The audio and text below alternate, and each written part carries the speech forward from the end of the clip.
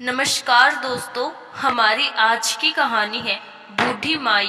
एक गांव में एक बूढ़ी माई रहती थी। माई का आगे पीछे कोई नहीं था, इसीलिए बूढ़ी माई बेचारी अकेली रहती थी। एक दिन उस गांव में एक संत आए। बूढ़ी माई ने महात्मा जी का बहुत ही प्रेम पूर्वक आदर सत्कार किया। जब महात्मा जी जाने लगे तो बूढ़ी माई ने कहा, महात्मा जी, आप तो ईश्वर के परम भक्त हैं।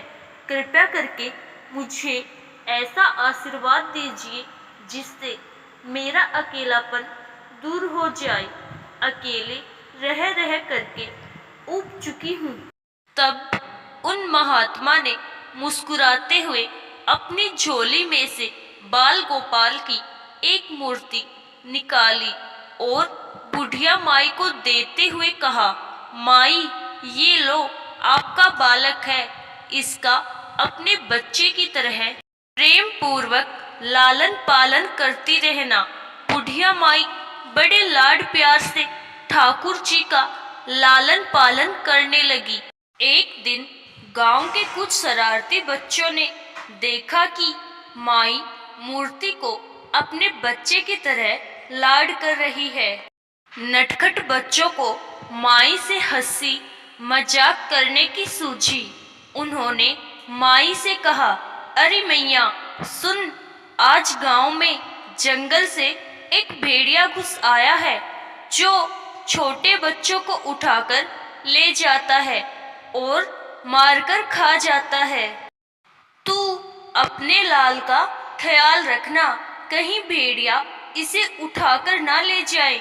बुढ़िया माई ने अपने बाल गोपाल को उसी समय कुटिया में विराजमान किया और स्वयं लाठी लेकर दरवाजे पर पहरा लगाने के लिए बैठ गई। अपने लाल को भेड़िए से बचाने के लिए बुढ़िया माई भूखी प्यासी दरवाजे पर पहरा देती रही। पहरा देते देते एक दिन बीता, फिर दूसरा, तीसरा, चौथा और पांचवा दिन बीत गया। बुढ़िया माई 5 दिन और 5 रात लगातार बगैर पलके झपकाए भेड़िए से अपने बाल गोपाल की रक्षा के लिए पहरा देती रही।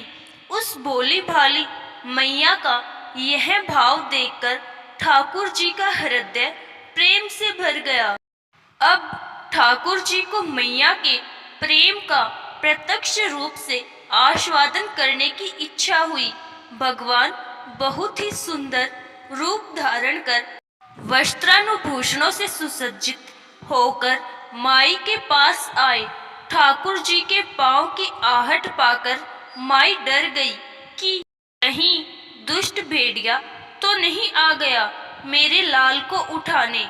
माई ने लाठी उठाई और भेड़िए को भगाने के लिए उठ खड़ी हुई।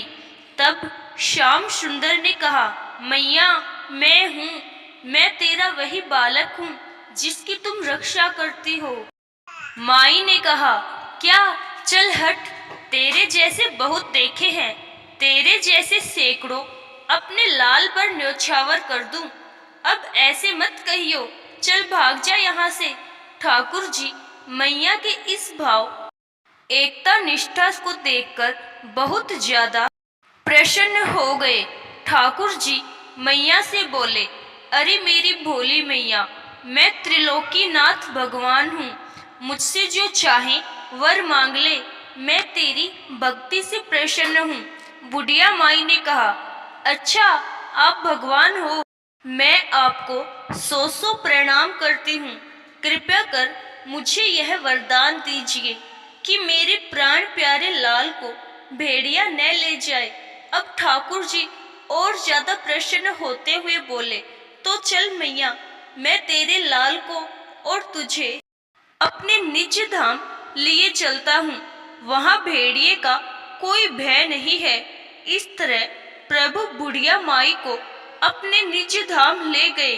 भगवान को पाने का सबसे सरल मार्ग है भगवान को प्रेम करो, निष्काम प्रेम।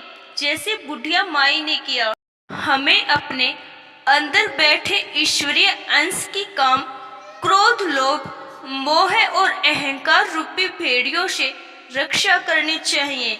जब हम पूरी तरह से तन्मय होकर अपनी पवित्रता और शांति की रक्षा करते हैं तो एक न एक दिन ईश्वर हमें दर्शन जरूर देते हैं। आशा करती हूँ दोस्तों आपको हमारी आज की कहानी जरूर पसंद आई होगी। धन्यवाद।